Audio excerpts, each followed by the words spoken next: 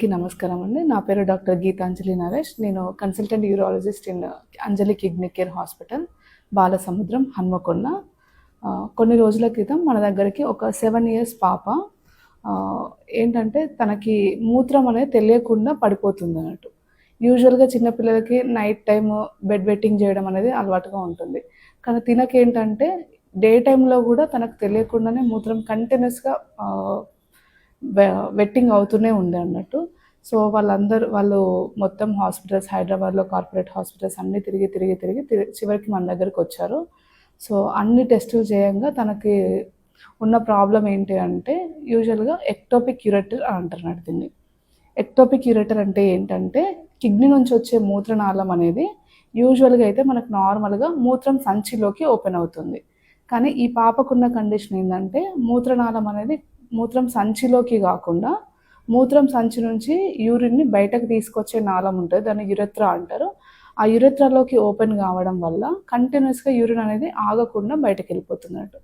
So నార్మల్గా ఏం జరుగుతుంది అంటే కిడ్నీ నుంచి తీసుకొచ్చే మూత్రనాళం మూత్రం సంచిలోకి ఓపెన్ అయినట్టు ఆ మూత్రం సంచిలో స్టోర్ అయిన యూరిన్ బయట పడిపోకుండా మనకు స్పింక్టర్ అనేది కాపాడుతుంది.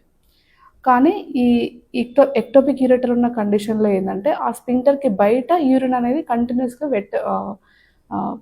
పోతూనే ఉంటుందన్నట్టు. దాన్ని ఆపడానికి మనకి ఏ స్పింక్టర్ అడ్డుగా ఉండదు. సో ఇలాంటి కండిషన్‌లో పాపకేమైందంటే అది తనకు పుట్టుకతో ఉన్న కండిషను. చిన్నప్పటి నుంచి అలా బెడ్ వెట్టింగ్ అయితూనే ఉంటుందంట. సో అదేంటంటే మనకు యూజువల్‌గా అయితే తనకి ఎర్లీ డయాగ్నోసిస్ చేసుంటే తన కిడ్నీని కాపాడేవాళ్ళం. కానీ మన దగ్గరికి వచ్చేటప్పటికి ఏదైతే మనకు రైట్ సైడ్ అనేది ఆ కండిషన్ ఉంది. సో ఆ రైట్ సైడ్ కిడ్నీ ఫంక్షన్ అనేది కంప్లీట్‌గా డ్యామేజ్ అయిపోయిందన్నట్టు. ఇలా కంటిన్యూస్‌గా యూరిన్ వెళ్ళడంతో పాటుగా ఆ యూరిన్ బయటకొచ్చే దారి ఓపెనింగ్ అనేది న్యారో అయిపోయి ఉంది. ఆ న్యారో అయిపోయి ఉండడం వల్ల ఒక 70% వరకు యూరిన్ లోపల ఆగిపోవడం, 30% యూరిన్ అనేది బయటకి కంటిన్యూస్‌గా రావడం. ఇలా జరుగుతూ ఉండడం వల్ల యూరిన్ లోపలంతా స్టోర్ అయ్యి ఆ కిడ్నీ మీద ప్రెషర్ పడి కిడ్నీ పనితనం అనేది కంప్లీట్‌గా తగ్గిపోయింది. మనకు మామూలుగా కిడ్నీ పనితనం తెలుసుకోవడానికి డీటీపీ అని ఒక స్కాన్ ఉంటుంది. ఆ స్కాన్ చేసినప్పుడు ఏముందంటే యూజువల్‌గా అయితే కిడ్నీ ఫంక్షన్ 100% ఉండాలి. కానీ మనం ఈ స్కాన్ చేసినప్పుడు పాపకి ఎంత ఉందంటే 4% ఉంది.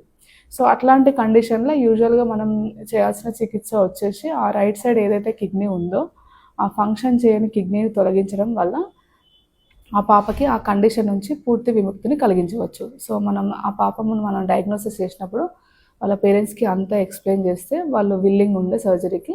సో మనం ఆ సర్జరీ చేసిన తర్వాత పాప ఇప్పుడు కంప్లీట్‌గా నార్మల్ అయిపోయింది. ఏ రకమైన వెట్టింగ్ కానీ ఏ మాత్రం లేకుండా, ఏ మాత్రం యూరిన్ ఇన్ఫెక్షన్స్ లేకుండా నార్మల్‌గా అయిపోయింది. సో ఇలాంటి కండిషన్స్ ఎవరైనా చిన్న పిల్లలు మీ ఇంట్లో బెడ్ వెట్టింగ్ చేస్తున్నారు అంటే అది నార్మల్ అని అనుకోకుండా ఒక్కసారి మీ దగ్గరలో ఉన్న యూరాలజిస్ట్‌ని సంప్రదించి సరైన కిడ్నీ ఫంక్షన్ డ్యామేజ్ కాకుండా కాపాడుకోవచ్చు.